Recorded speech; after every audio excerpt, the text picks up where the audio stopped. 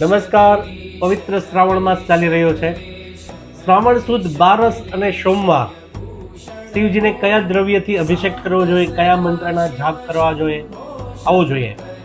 શ્રાવણ સુદ બારસ અને સોમવારે બિલ્વપત્ર લઈ આવો. બિલ્વપત્રને શુદ્ધ જલની અંદર પલાળો અને આ પવિત્ર જલથી શિવજી ઉપર અભિષેક કરો.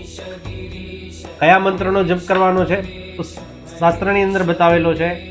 રીમ પાપનાશાય નમઃ, રીમ પાપનાશાય નમઃ. આ મંત્રનો જપ કરતા કરતા બિલ્વપત્ર વાળું જલ જે છે એ શિવજી ઉપર ચડાવો અને શિવજીને એ બિલ્વપત્ર પણ આપ ચડાવી દો. આ મંત્રનો જપ કરવાથી, બિલ્વપત્ર વાળા જળથી અભિષેક કરવાથી સર્વ પાપમાંથી મુક્તિ મળે છે. તો પાપના નાશ માટે સોમવારે આ દ્રવ્યથી, આ મંત્રથી જપ કરો. અસ્તુ. નમસ્કાર.